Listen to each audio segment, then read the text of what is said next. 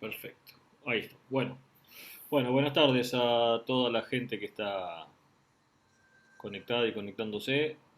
Un nuevo webinar que ponemos en acción. Esta vez eh, la intención fue aprender sobre nutrición y sobre suplementación. El doctor Gustavo Esteban, deportólogo, a cargo del plantel de fútbol de Boca Juniors. Fue a quien recurrí por su trayectoria, sus vastos conocimientos y su capacidad para entender la medicina del deporte y, y que sea quien nos ayude a entender eh, y a tener algunas herramientas. Como siempre digo, los entrenadores tenemos una caja de herramientas que cada día tiene que estar más completa porque las necesidades cada vez son mayores y somos eh, los primeros en evacuar dudas o en ayudar a nuestros alumnos, a nuestros jugadores y después conducirlos hacia ese equipo interdisciplinario que es el que intentamos tener y que es el con el que tenemos que trabajar. Entonces creo que siempre que la primera palabra es muy importante, que es la del entrenador, para que nuestro jugador, nuestro alumno, eh, entienda y sepa de qué se trata y después poder hacer la derivación correspondiente al profesional es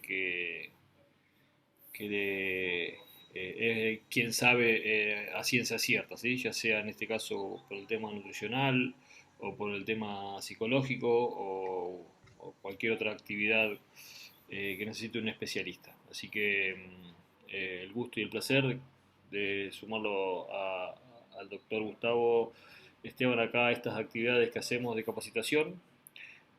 Vamos a él va a hacer una presentación para ponernos en tema todos y después empezaremos a hacerle preguntas para empezar a quitar dudas y dejar el campo abierto para luego el 24 de octubre, cuando hagamos el seminario, poder ya tener más y mejor información. Así que, Gus, Bueno, bienvenido, un gusto, un placer. Te escuchamos con atención y así después podemos interactuar. bueno, un gusto para mí estar con ustedes. Gracias, Gustavo, por la invitación. Hola a todos. Este, la idea hoy es por ahí dar un pantallazo general de las necesidades de lo que, por lo menos de lo que uno plantea como parte de la alimentación y uso de suplementación en deportistas, particularmente en todo lo que sea deportes con raqueta o pádel en este caso en particular. Eh, como todos sabemos últimamente, en los últimos años, los últimos 10 años aproximadamente, el deporte, cualquier tipo de deporte, tanto el recreativo como el competitivo, cambió el formato. Es decir, son deportes más rápidos, son deportes más dinámicos, son deportes donde si uno no está preparado, empieza a haber otro tipo de problemas que después hay que solucionarlos médicamente desde otro lado. ¿Sí? Ejemplo, por ejemplo, a mí me gusta mucho hablar de las bases que uno tiene que tener para poder rendir. ¿Sí? A lo que voy con esto es, hay una cosa que es la salud. La salud no es negociable para el rendimiento. ¿Sí? Es decir, ¿qué quiere decir esto? Que una persona para poder rendir tiene que estar sana. ¿Sí? Lo que no significa eso es que una persona que tenga alguna patología de base corregida no pueda llegar a rendir. ¿Sí? En ese sentido, es, por ejemplo, una persona con hipertensión tratada puede rendir tranquilamente, una persona asmática tratada puede rendir tranquilamente, pero hay que mantener parámetros de salud para poder generar ese rendimiento que es lo que estamos buscando. a mí me gusta poner como sinónimo lo que es la palabra rendimiento a lo que es la salud. ¿Sí?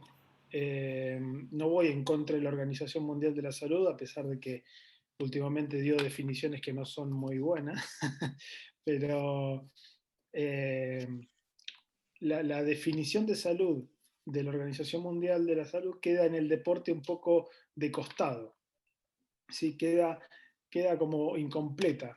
¿Sí? A lo que voy es una persona que busca el rendimiento en el deporte, que necesita que todos los patrones fisiológicos estén en, en la mejor situación, en la mejor exposición posible. ¿Sí? Entonces, a partir de que tenemos ese estado de salud y podemos potenciar todos los procesos fisiológicos, el rendimiento de la persona va a ser incremental en el tiempo. Y la construcción de ese rendimiento se basa en el objetivo principal, en este punto y en este caso es el rendimiento en el pádel. ¿Tá? Entonces, esa construcción para poder rendir en el pádel, uno la hace a través de distintos pilares. Hay tres pilares básicos, ¿sí? Que son el entrenamiento, la nutrición y el descanso. No tienen un orden porque son iguales en importancia. ¿Sí? No es que uno es más importante que otro, pero uno tiene que acompañar al otro y uno tiene que potenciar a otro. Un ejemplo es, no por entrenar más voy a ser mejor, pues si yo no descanso no voy a generar los mecanismos de recuperación para poder potenciar el cuerpo al nivel que lo estoy buscando. Si yo como perfecto, pero no entreno lo que necesito para poder rendir, es lo mismo. O sea, tengo un pilar que me está faltando. ¿Sí? Y si yo no entreno como corresponde y descanso y como corresponde, hay algo que falta. Entonces, uno se apoya en el otro y van entre los tres formando el rendimiento de la persona. Cuando estos tres pilares están más o menos organizados, quiere decir que la persona está en un cierto nivel de rendimiento. En ese punto es donde uno piensa en la suplementación como otro pilar más para la construcción del rendimiento. ¿Sí? Y la suplementación lo vamos a ver después en el seminario, pero la suplementación tiene muchas indicaciones o muchas formas de poder utilizarse, no solamente como suplementación. ¿Sí? Entonces, en lo que hoy respecta, que es un poco aclarar el panorama de lo que es la nutrición y suplementación, en la organización de la nutrición para el deporte, esto es un criterio por ahí personal, a mí no me gusta decir que que un deportista mismo tiene que estar a dieta. ¿Sí? Es decir, a lo que voy es, muchas veces lo que uno recibe de muchos nutricionistas es, cuando hablo de nutricionistas hablo de licenciados en nutrición, lo que uno recibe es, bueno, vos tenés que comer 2.528 calorías por tu actividad. Eso está basado en una fórmula que se tomó a partir de una evaluación que nos marca un metabolismo basal y a partir de ecuaciones un gasto estimado en el día. ¿Sí? Y esa persona entonces se acoge a ese régimen de 2.858 calorías. ¿Tá? Pero ¿qué pasa? Desde el punto de vista fisiológico, todos los días no son iguales, por más que el metabolismo basal sea igual, por más que el entrenamiento tenga la misma carga, por más que esas cosas estén estandarizadas, el cuerpo no es lo mismo, no responde igual todo el tiempo. Un día tengo un nivel de estrés superior, porque me peleé con mi mujer, voy a estar gastando más energía en metabolismo basal. ¿Sí? Un día hace frío, voy a gastar menos calorías porque no necesito generar tanto el control de la pérdida de líquido. Entonces, hay situaciones que hay que controlarlas desde algún punto, pero que la biología no es una ciencia exacta. Entonces, no podemos poner un número para una persona. ¿Sí? Sí, tenemos que valernos de algunos parámetros que son importantes, los parámetros antropométricos, que son las evaluaciones de composición corporal, para ver en qué situación está y corregir sobre esa situación. Pero por lo menos mi punto de vista es que no es necesario decirle a la persona que tiene que tener X cantidad de calorías sí o sí y de una forma rigurosa todo el tiempo. En el criterio que uno tiene, principalmente el esquema alimentario, tiene que estar organizado para que el deportista pueda elegir la comida. ¿Sí? Es decir, ¿y de qué manera? Esto es a través de opciones. Uno lo que hace en el contexto alimentario es decir, bueno, imagínense un deportista en una gira. No se va a llevar una balanza para pesar la comida. ¿Sí? Entonces, en ese contexto es que uno enseña porciones, enseña medidas, enseña equivalencias, y a partir de esas equivalencias es que la persona puede organizarse su comida. Entonces, en ese contexto es que, por lo menos bajo mi mirada, es que uno tiene que enseñarle el hábito alimentario a la persona y no decirle, hoy es martes, tenés que comer esto, el miércoles tenés que comer aquello, porque si no es una cuestión estandarizada, cerrada, en la cual el deportista muchas veces no puede elegir lo que quiere. ¿Sí? Obviamente que en el punto de elección, la elección tiene que estar acorde a las necesidades. ¿Sí? Y las necesidades las podemos basar en micro y macronutrientes. Los macronutrientes, que son los hidratos de carbono, las proteínas y los lípidos, tienen que estar organizadas para cubrir las demandas. ¿Sí? Y esa organización va a depender del tipo de rendimiento que tenga la persona, de la cantidad de horas que entrene, de un objetivo claro desde el punto de vista antropométrico, es decir, si una persona tiene que bajar de peso, tiene que mantener el peso, tiene que aumentar la masa muscular. Esos son parámetros que hay que tener en cuenta, porque no es lo mismo en un deportista que tiene que aumentar la masa muscular y perder tejido adiposo al mismo tiempo, un esquema alimentario que en un deportista que solamente tiene que perder tejido adiposo. ¿Sí? ¿Por qué? Porque en un deportista que tiene que aumentar la masa muscular aumenta con un balance energético y de proteínas positivo, es decir, que tiene un balance, que tiene mayor cantidad de ingreso de proteínas y de hidrato de carbono para que el músculo pueda trabajar y pueda ganar su estructura. Pero esa persona también tiene que tener un déficit para perder estructura de tejido graso. Entonces, hay que regular muy bien esa situación como para decir, bien, vamos por este camino, vamos eligiendo este tipo de cosas, pero sin descuidar las necesidades que tiene para el entrenamiento, para los momentos de recuperación, para lo que son las competencias, para lo que es el previo a la competencia, todo eso es lo que uno tiene que buscar en la organización del esquema alimentario.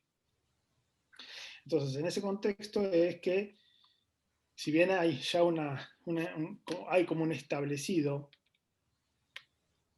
de lo que es la cantidad de hidratos de carbono que pueda llegar a necesitar, de proteínas que pueda llegar a necesitar, en el contexto metabólico del esfuerzo, es importante conocer los momentos en los cuales se necesita más una cosa que otra. ¿Sí? Por ejemplo, si un deportista está en una etapa con una semana de competencias, yo a ese deportista le tengo que priorizar la recuperación.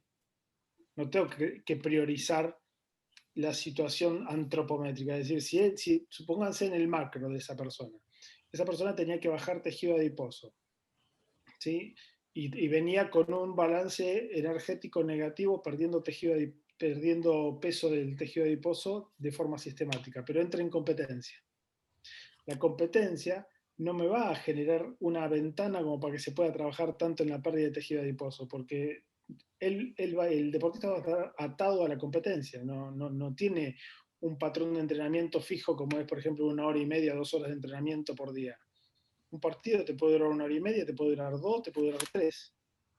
Eso dependiendo del partido, de cuánto se jueguen, si es simple, si es doble, o sea, depende de un montón de factores que son propios del deporte. Entonces, en los momentos de competencia quizá hay que regular esa situación de otra manera. ¿Tá? Pero que después en esos procesos hay que también buscar que la persona que tenga un objetivo determinado, si sea lo que dijimos, aumentar de masa muscular o perder tejido adiposo, pueda tener un patrón de conducta en el hábito dentro de la competencia. ¿Sí? Y no va a ser lo mismo después en la diaria, un día que se entrena a un día que no se entrena, la comida no es lo mismo, el tiempo de uso de esas comidas no es lo mismo. Entonces, en el esquema de alimentación, en la organización alimentaria en general, uno tiene que contemplar todas esas situaciones. ¿Sí?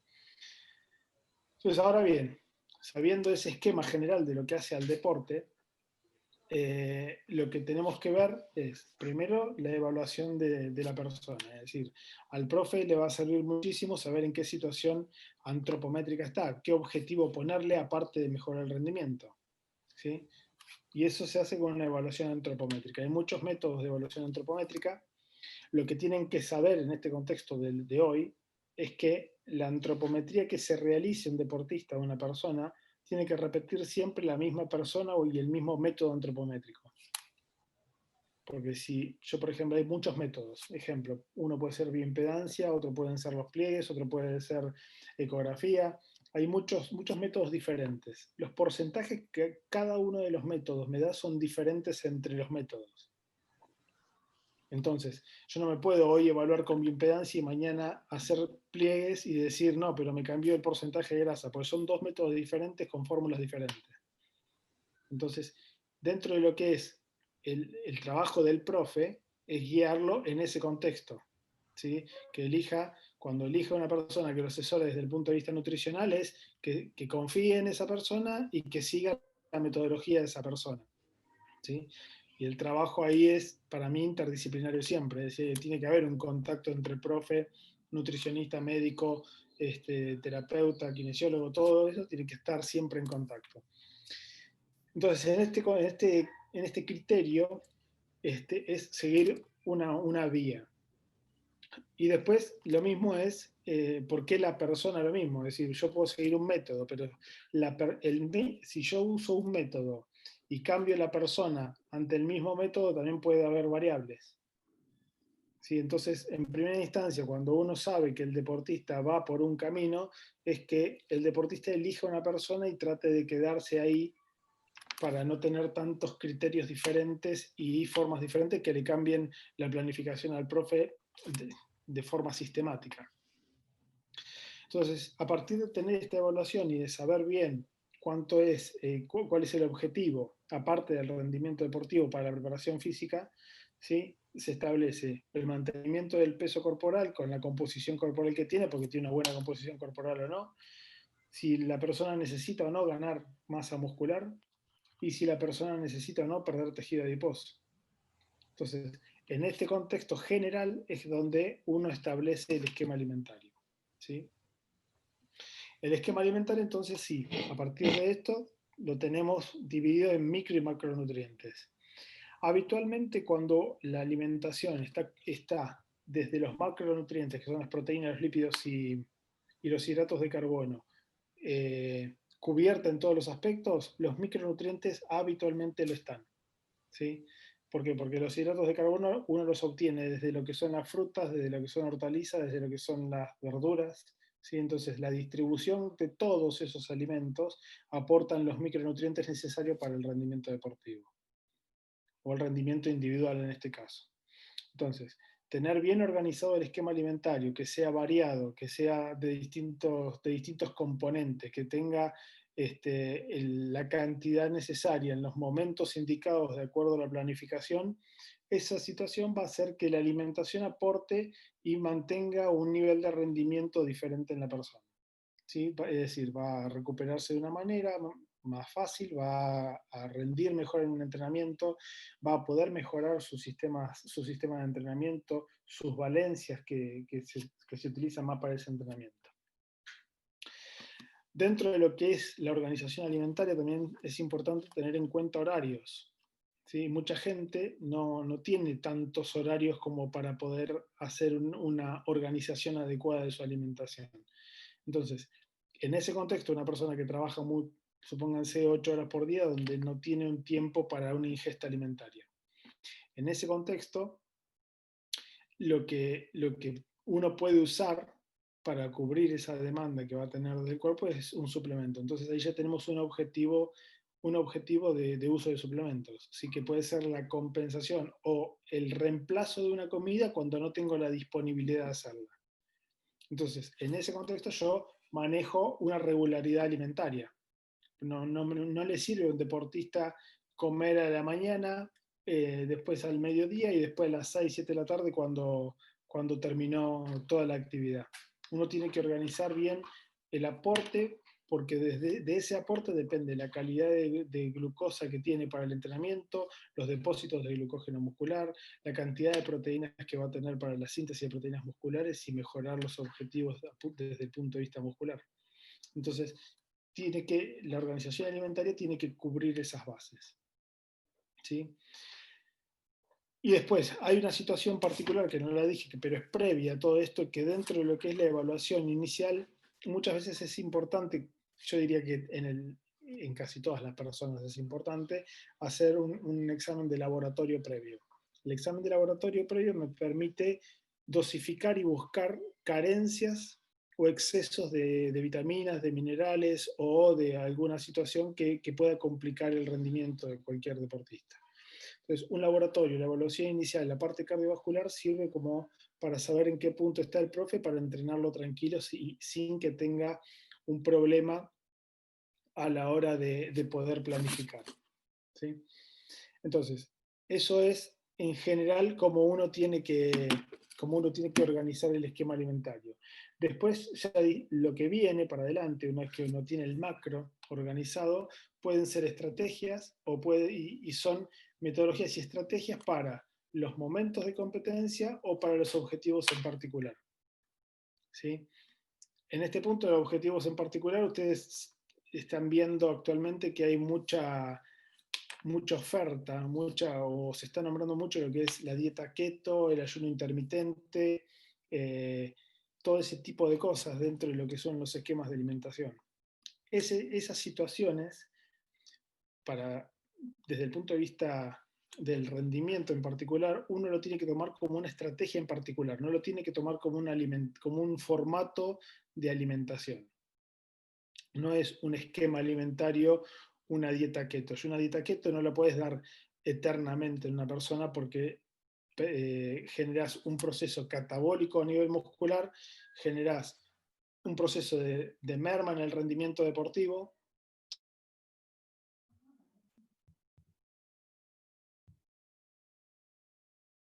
¿Sí? Por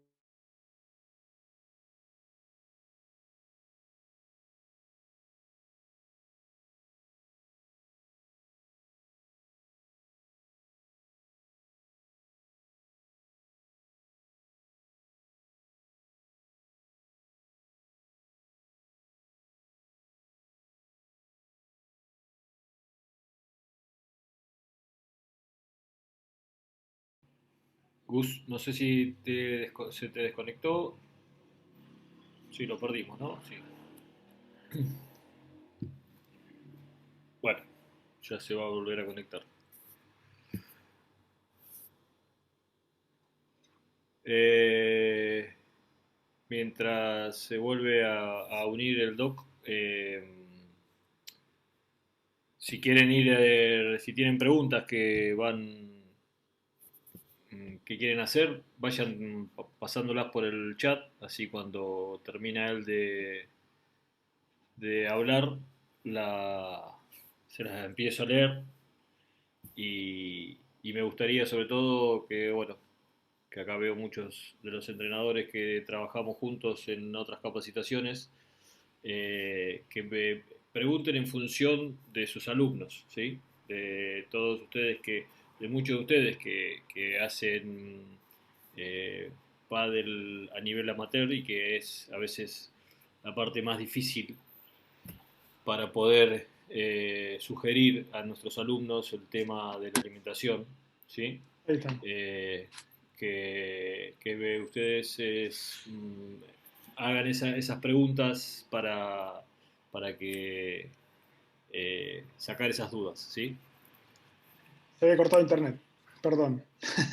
Bueno, es posible, una de las posibilidades que tenemos con este sistema en el cual todos seguimos aprendiendo a usarlo.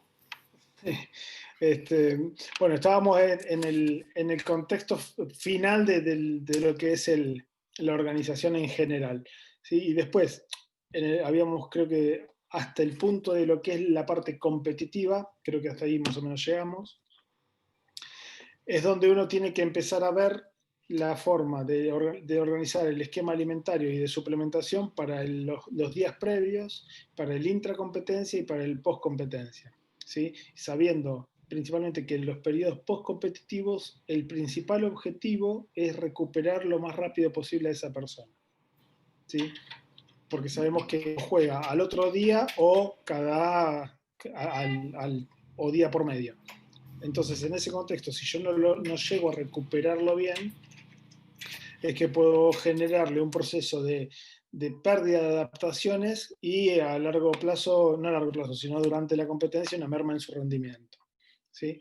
Y para ese punto es que la suplementación, bajo mi criterio, mi mirada, es fundamental el uso, ¿sí? ¿Por qué?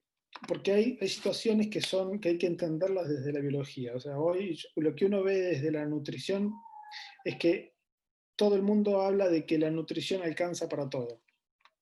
Sí, los nutricionistas por lo menos te dicen, no, la nutrición te alcanza, si comes variado te alcanza, te recuperas bien y es todo bien y ya no te hace falta un suplemento.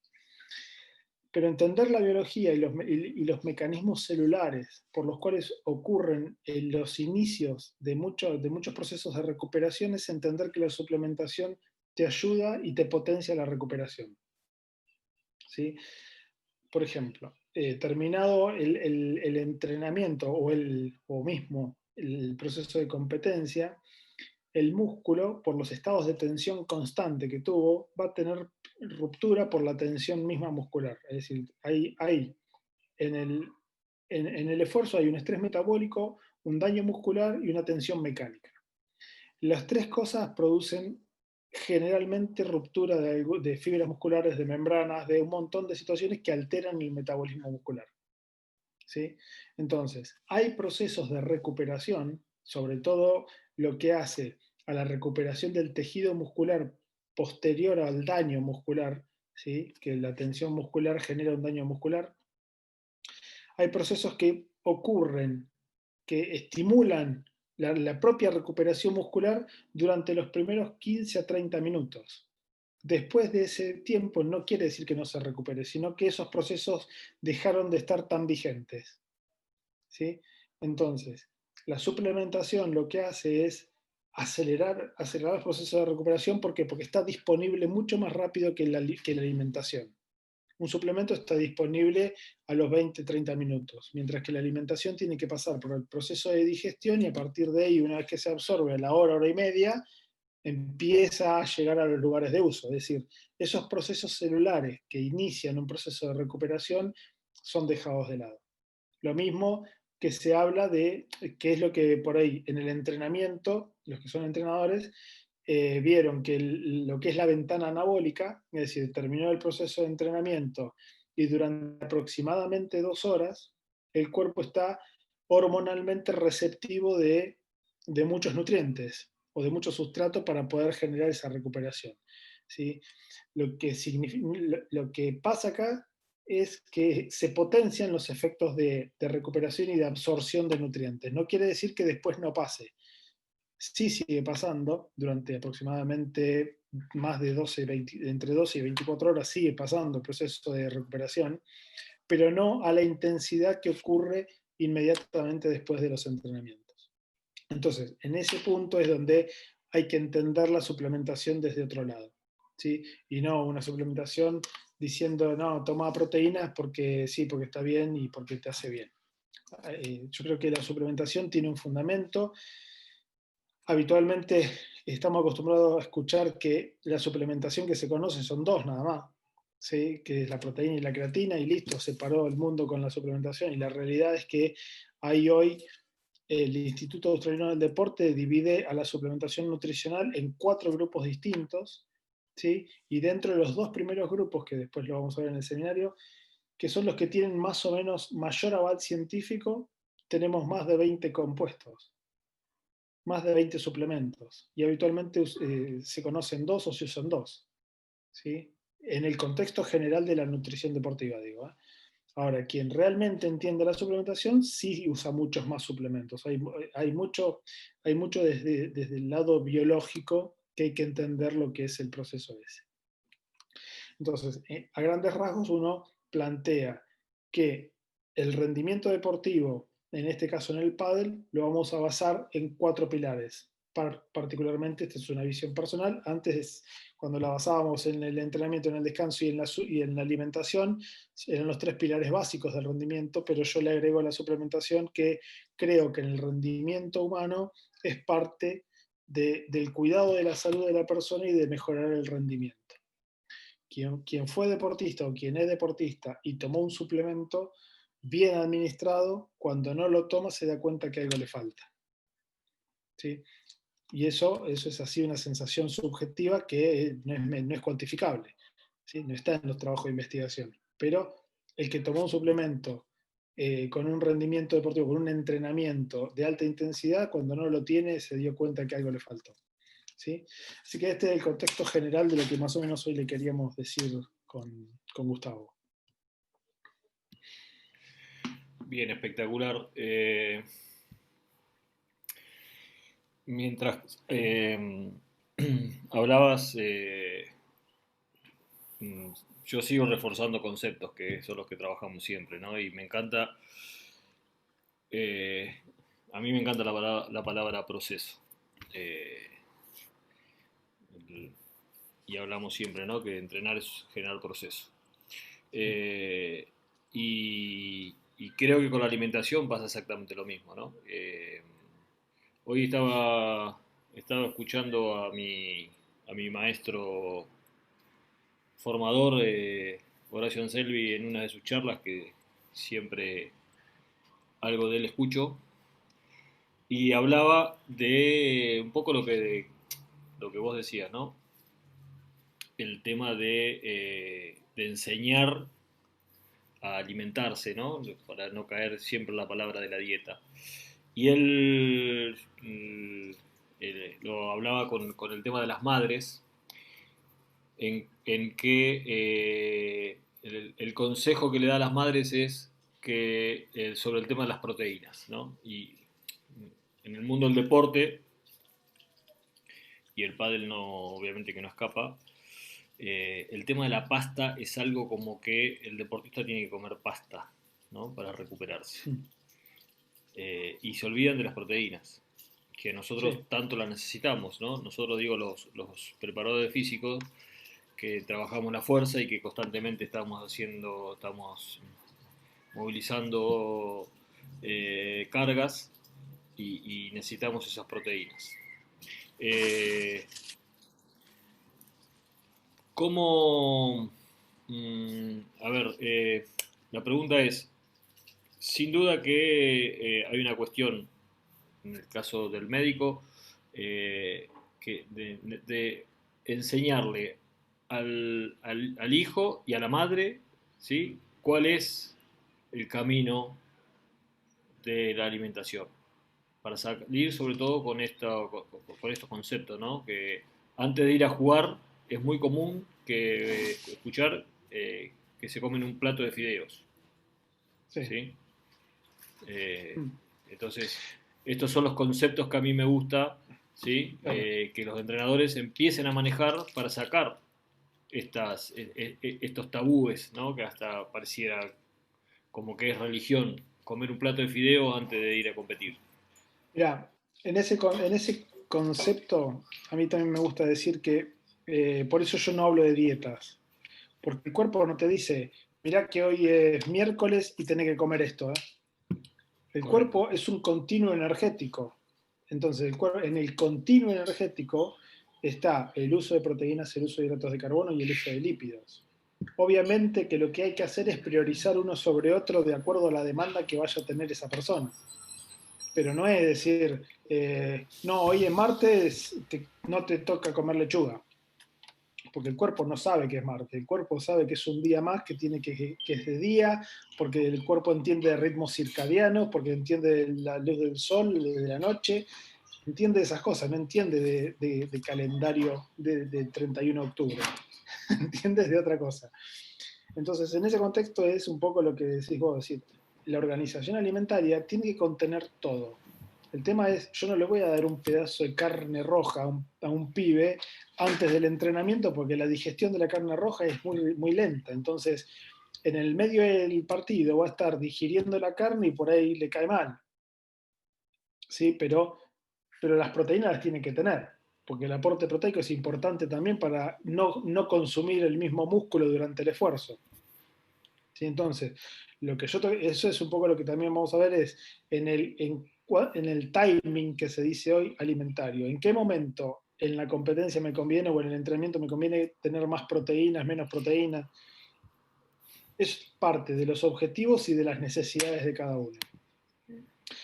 Después otro concepto dentro de lo que vos decías, Gustavo, que me parece importante transmitir es que los padres le tienen miedo a los suplementos, porque se asocia el Total. suplemento con los esteroides anabólicos. Entonces, esa asociación, y del suplemento se lo asoció siempre con un tipo que hace fisiculturismo o con otro tipo de cosas. Pero un suplemento, proteínas, por ejemplo, pongámosle la proteína, es una forma de consumir alimentos, que es proteína. Porque un whey protein es una extracción de proteínas de la leche, no es otra cosa. ¿Sí? Entonces, el chico lo está comiendo de otra forma, no es que no está comiendo, no es que necesita otro tipo de cosa, no es otra cosa, es una forma de alimento.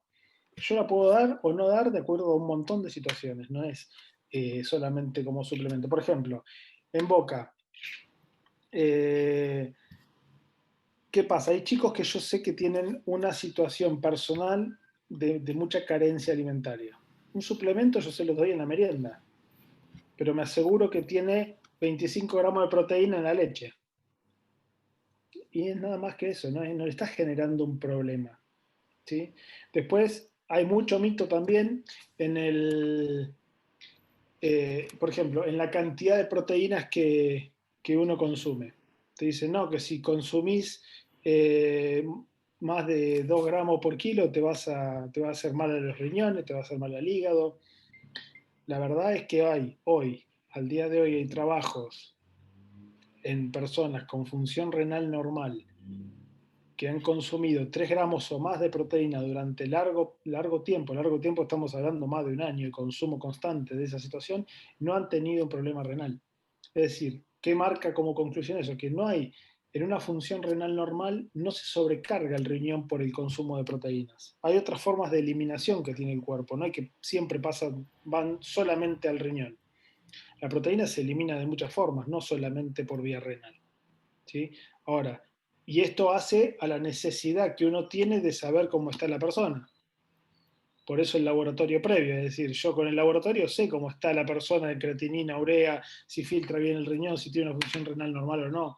Entonces, esa persona está apta o no para un consumo de suplementos.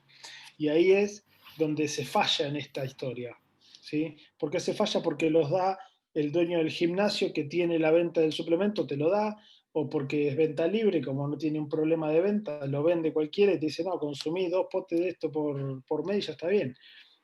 Ahí está el problema porque cada uno de esos vendedores no sabe la situación personal de la persona. ¿Sí? No sabe si tiene un problema o no. Entonces, ahí está el trabajo multidisciplinario. ¿Sí? Yo creo que pasa por ese punto, no pasa por el no uso de proteínas, por el no uso de lo otro, ¿sí? Pasa por entender de qué se trata. ¿Sí? Por ejemplo, los pediatras te dicen, no, creatina no a los nenes. ¿Por qué no? Es un aminoácido que el cuerpo produce. ¿Sí? El cuerpo lo produce. A ver, y hay millones de trabajos de investigación de que la creatina no te genera un daño renal ni un daño hepático, te mejora mucho la función cognitiva, te mejora mucho la función neurológica. Entonces, ¿a quién no se la doy y a quién se la puedo dar? ¿Sí? Obviamente no se la voy a dar a un chico que va a jugar al pádel una vez por semana, pero un chico de 15 años que entrena 5 veces por semana, doble turno, que va a vivir del pádel, ¿por qué no? No es una cuestión de edad, es una cuestión de conocimiento de lo que pasa. Lo mismo no es una cuestión de no hacer un entrenamiento, es una cuestión de saber qué entrenamiento le doy a cada persona. La medicina, por ejemplo, mató al CrossFit. ¿Por qué? Porque se lesionaban todos, pero no, el CrossFit no tiene la culpa. Tiene la culpa la gente que hacía CrossFit en situaciones de fatiga. Entonces, obviamente, si no tienes una técnica, fatigado como te genera el CrossFit, la fatiga te genera el CrossFit, vas a hacer técnicamente mal los esfuerzos y ahí te va a romper. Pero no es la culpa del deporte, es la culpa de quien lo instruye eso. ¿Mm?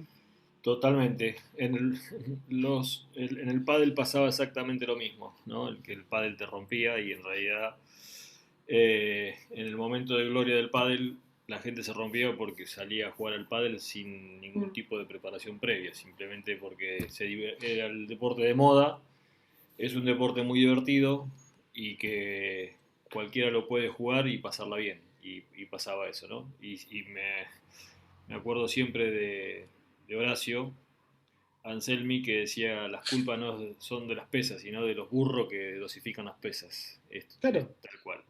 Y después otra cuestión, ¿no? Que esto que recién decía, la mitificación, el temor, ¿sí? Que existe sobre los suplementos. Y claro que tiene que ver con, con la falta de conocimiento. eso es así. Nuestro deporte hay cosas que son del folclore del deporte. Por ejemplo, la banana Mm. eh, como alimento que da energía en el medio de un partido. O voy leyendo las preguntas de los chicos que van haciendo y que Sí, sí, sí. les voy generando también, las voy uniendo un poquito porque recién respondiste algunas ya algunas de lo que habían preguntado. El tema de un torneo amateur, por ejemplo, a veces jugás 3 partidos por día, ¿no? Sí. Entonces, ¿qué usamos para recuperarnos? Con 3 partidos en un día. O esto de la banana en el medio del partido. Eh, Sin duda que hay otros productos que tienen mejor aporte Sí. que una fruta, ¿no? Entonces, y acá, qué mejor que la palabra autorizada tuya. Y bueno, ahí yo digo, la banana obviamente que te sirve, te aporta hidrato de carbono. Y no es la banana, es el formato de cómo está también. No es lo mismo una banana madura que una banana más verdosa. ¿Me entendés? ¿Por qué? Porque en la medida en que la fruta madura tiene más aporte de glucosa. ¿Sí? Entonces, ese contexto también hace a qué voy a usar en cada momento. No voy a usar una banana que no está madura intracompetencia, porque no aporto glucosa rápido. ¿Sí? Entonces, la recomendación en la banana es, bueno, sí, esa sí puede servirte en el intraesfuerzo para tal y tal momento. Ahora, en los procesos de recuperación, hay que ver, lo que hay que evaluar en esos 3 partidos, ponerle que tenga por día la persona, es qué tiempo tengo entre cada uno. Yo creo que esa es la situación primera a evaluar. ¿Sí? Si yo tengo 1 hora es una cosa, ahora si tengo 4 horas es otra. ¿Sí? Y esas son las situaciones que uno tiene que tener presente en el momento de dar un intracompetencia, porque ese día es todo intracompetencia. Claro, en la normalidad son entre 3 y 4 horas, en la normalidad, ¿sí? Mm. Puede llegar a pasar que un torneo venga atrasado y que posiblemente tengas un partido a 1 hora después del otro, son las menos. En la normalidad son de 3 a 4 horas entre partido y partido. Y eh, mm, muchas veces en torneos grandes jugás viernes, sábado y domingo. Entonces Mm. la carga es mucha y bueno, acá es donde, ¿no? donde necesitamos de ese suplemento, ya Sí. solamente con comer, ¿sí? A mí me encanta mirar los bancos de los jugadores porque sacan eh, nueces, sacan alguna naranja, la banana siempre está, el Gatorade, en fin, hay cosas que que hacen unas ensaladas bárbaras, ¿no? Y que muchas veces, claro, tal vez con un suplemento sería todo mucho más sencillo. Mira, a ver, cuando vos tenés esos tiempos, eh, vos podés dar más sólidos, ¿sí? Ahora, en el contexto de esos tiempos, es decir, el sólido que uno da sí son hidratos de carbono, pero en el contexto de la recuperación del general y de la falta de aporte de proteínas, es dar, suponete, un plato de pastas o de algo por el estilo, no necesariamente pasta, puede ser papa, puede ser una ensalada con zanahoria, con choclo, con remolacha, todo eso tiene mucho hidrato de carbono. Sí, depende del momento. Si yo lo estoy dando al mediodía donde hace calor, yo tampoco un plato de pasta es lo indicado a veces. O se lo das frío en una ensalada, como parte de ese proceso, pero ahí te falta la proteína. Entonces, la mezcla de un poco de hidrato de carbono que tiene una rápida digestión de hora, hora y media, más un batido de proteína, vos te aseguraste que el aporte lo va a tener. Entonces, los procesos de recuperación están vigentes mientras la persona sigue compitiendo, ¿sí? Es decir, y en un proceso de estos, donde vos tenés 3 partidos por día, lo que yo creo es que hay que dar, que la suplementación pasa por otro lado en la previa también. ¿Sí? Correcto. Que eso lo vamos a explicar bien después del por qué los mecanismos de acción de alguna cosa. Pero, por ejemplo, lo que decíamos hoy de los procesos de recuperación, la tensión, lo vamos a ver bien en detalle en el curso, pero la tensión muscular lo que genera, o sea, el músculo lo que tiene son núcleos pegados a la membrana y a la lámina basal, se llaman, ¿sí? Núcleos celulares, que se llaman células satélite. La tensión muscular lo que hace es que esas células satélites se despeguen de ahí y puedan migrar. Migrar puede ir a un área de lesión o de posible lesión, donde hay más estrés muscular, en donde se empieza a alojar y después el mecanismo de recuperación va a ser que esa célula satélite se diferencia a célula muscular y vaya regenerándose constantemente. Para eso hay una estrategia previa, ¿sí? Porque hay un mecanismo de acción previo, es decir, lo que genera el despegue de esa célula satélite es la tensión muscular misma, pero el óxido nítrico aumenta esa posibilidad que tiene la célula satélite de migrar y de despegarse. Y hay suplementos que generan óxido nítrico, entonces eso en la previa puede ser importante. Entonces vos generás una vasodilatación, mejor aportes de nutrientes al músculo, menor desgaste muscular porque se está produciendo un montón de situaciones de recuperación en el no de recuperación, pero sí en el intraesfuerzo se regula más el proceso de ruptura, ¿sí? Con un aporte de proteínas, con un aporte de hidratos de carbono. Después, si los momentos entre partido y partido, ahí son claves los procesos de recuperación rápida, es decir, tengo que dar cosas rápidas para que no esté en un proceso de digestión en el próximo partido. Entonces, hidratos de carbono hay que dar y la proteína no desde la comida, para mí por lo menos. O sea, yo no le puedo dar un churrasco cuando tiene a las 3 horas un partido, ¿sí? Porque va a estar lleno, va a estar en el proceso de digestión que no lo terminó. En cambio, una proteína, un batido de proteína puede darle el aporte de proteínas rápido, pasó el proceso de digestión y después va incorporando hidratos de carbono.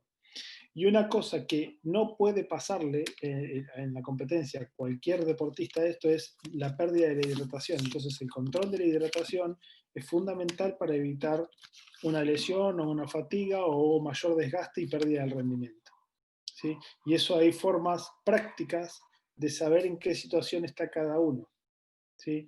Por ejemplo, eh, como método práctico de poder usar algo es pesarse antes de un partido y pesarse después de un partido, ¿sí?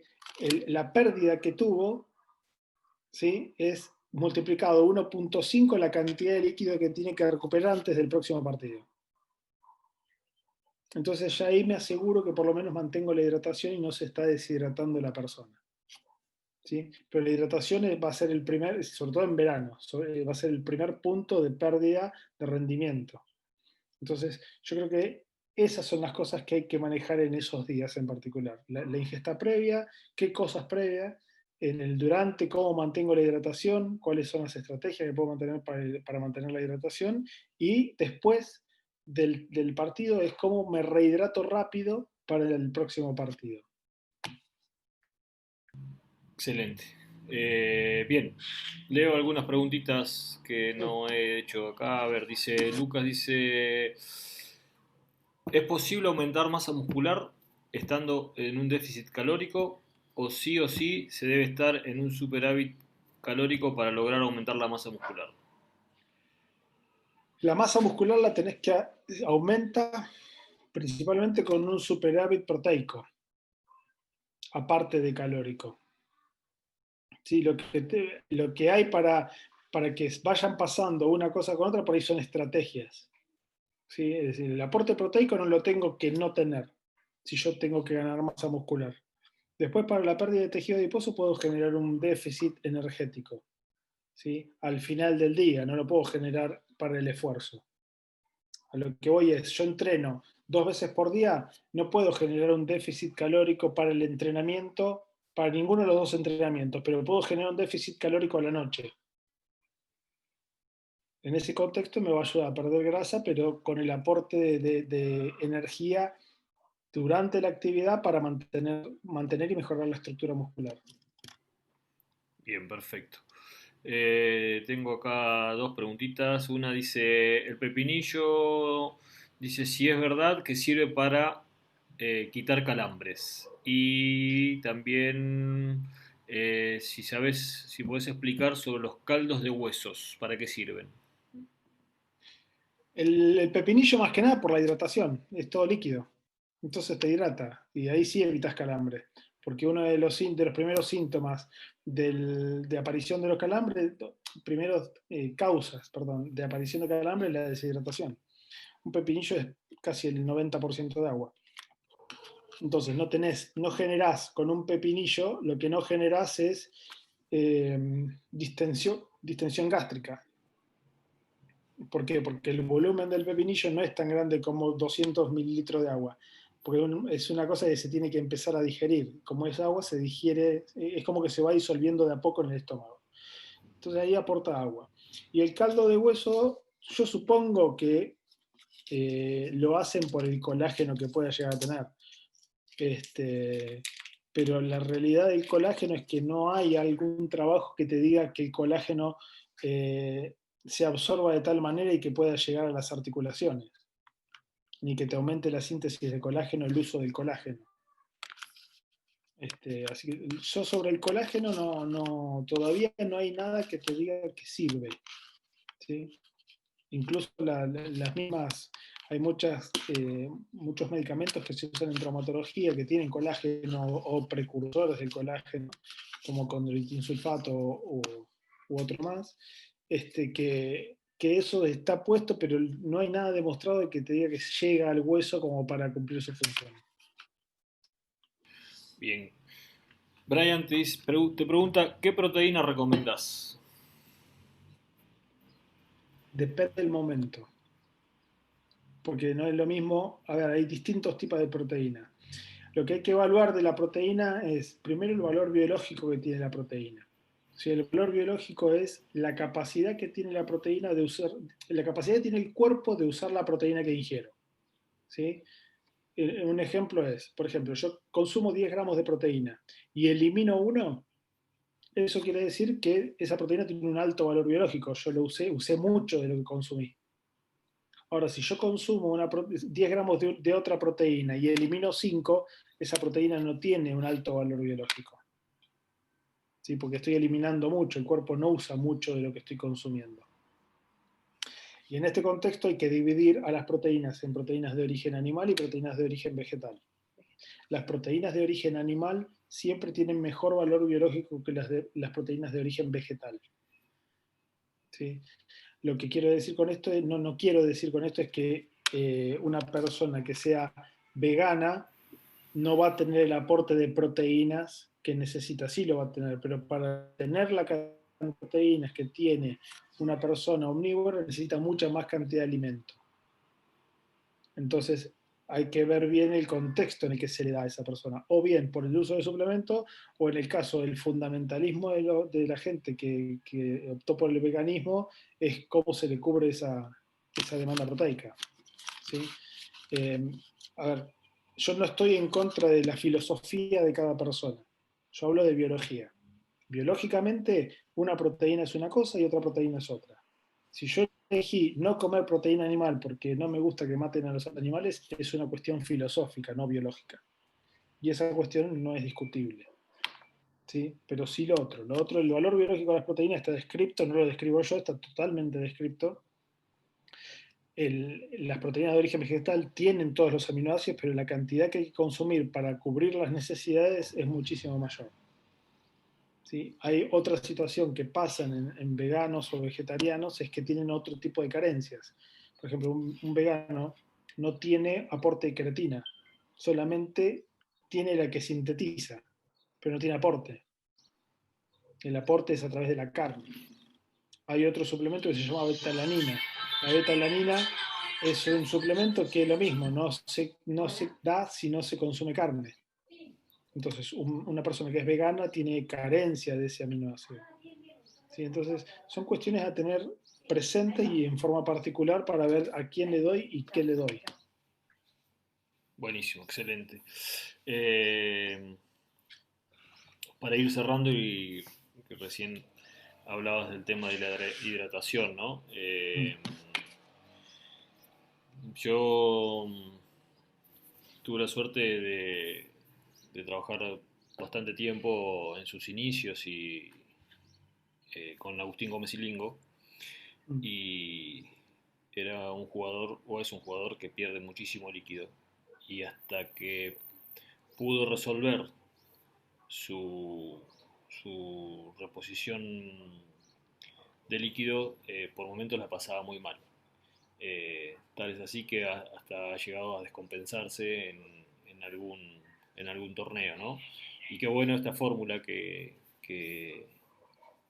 nos das para tenerla presente, de la misma forma que creo que en el seminario podamos resolver los conceptos básicos, ¿no? De la nutrición y de la suplementación, como para tener esas primeras herramientas que empiezan a generar ese cambio en la visión del jugador. A mí siempre me sucedió que cuando con algún jugador hablas de suplementación es como que le cuesta mucho aceptar, ¿no?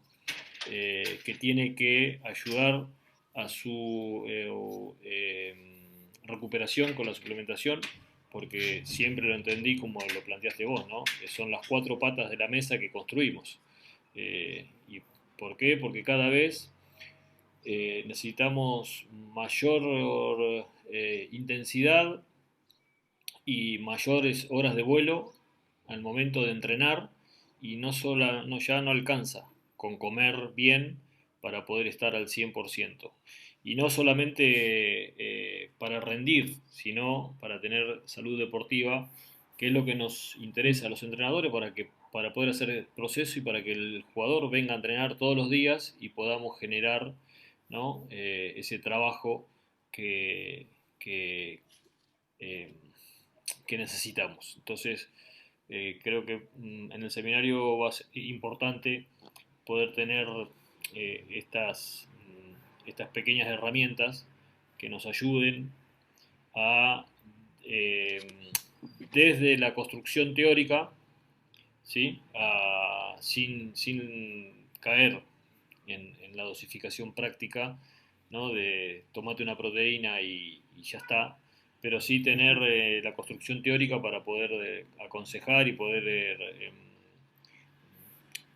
tratar de enseñarle a nuestros alumnos e inclusive hasta a los padres, ¿no? Como hoy decía, eh, por el tema de la alimentación, y que nos ayude a seguir construyendo a los deportistas que entrenamos. Mira, yo en lo que vos decís, eh, para mí muchas veces el profe es el primer efector de salud, porque es el que está día a día con la persona, es el que ve, es el primero que le pregunta, es el que ve la merma del rendimiento, ¿sí? O sea, el profe que está todos los días ve cómo le está pegando y ve si después de una hora está cansado o no. Así que eso no lo ve ni el médico, ni el nutricionista, ni el kinesiólogo, no lo ve nadie. Lo ve el profe y lo siente la persona. Entonces, el profe tiene que tener la herramienta para decir, bueno, hasta acá llegó el entrenamiento, cuando es entrenamiento, cuando es competencia, se la tiene que bancar, o tener la herramienta de decir, bueno, en este punto, y yo te doy, me juego a darte un poquito más de esto. Porque, suponete, vos viajás con un jugador de pádel afuera, y estás vos, no está el médico, ni el nutricionista, ni nadie. Vos te vas con la indicación, ¿sí? De esta proteína, este suplemento, esto y aquello. Pero vos ves que el partido se extendió un set más.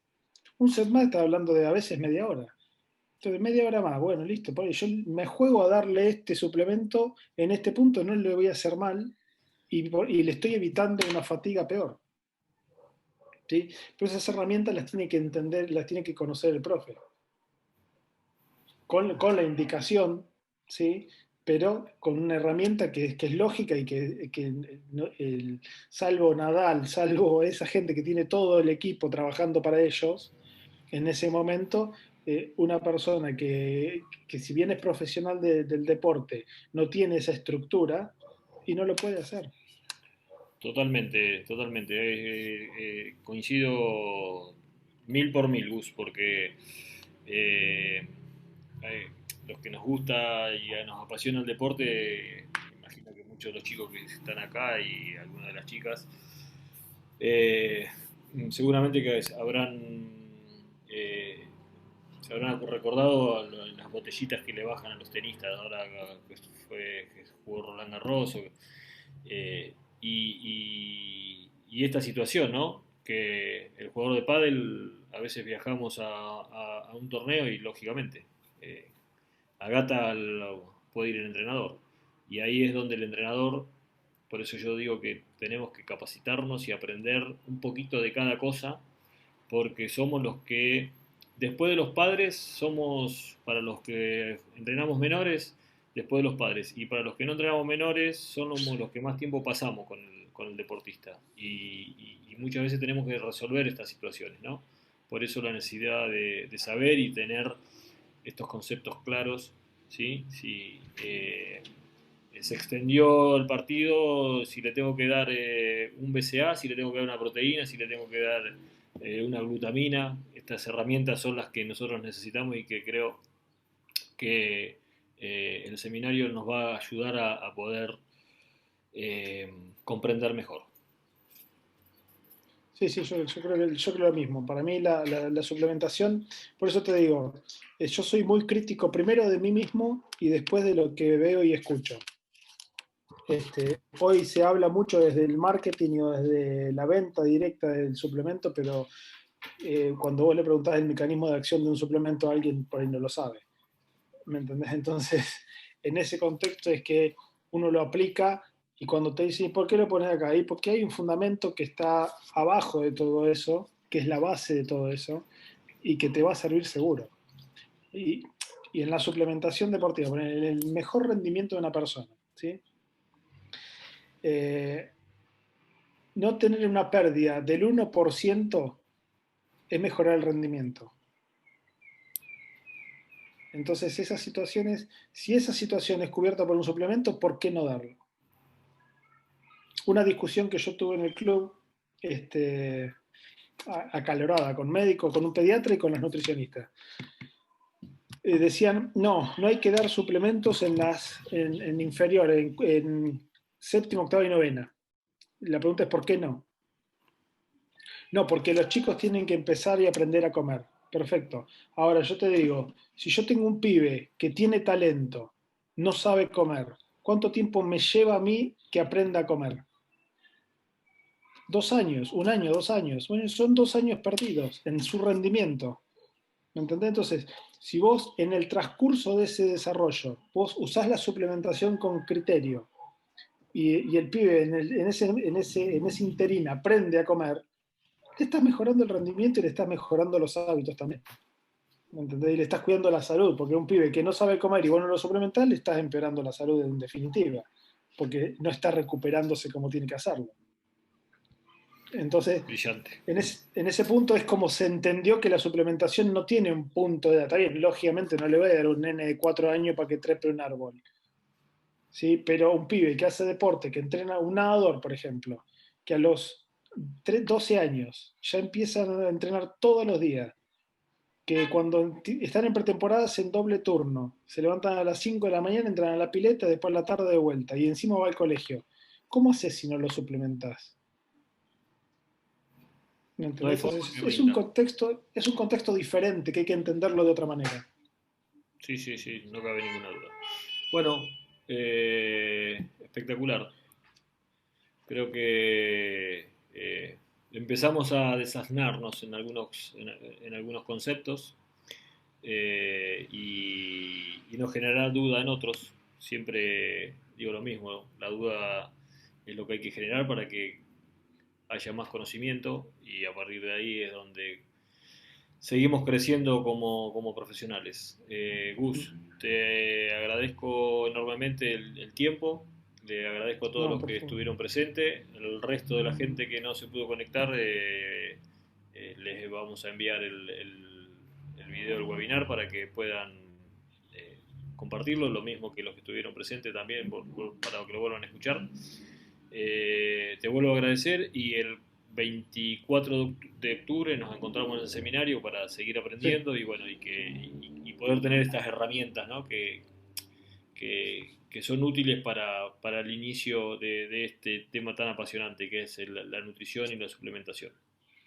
Sí, bueno, agradecerte a vos y a todos los que estuvieron hoy presentes.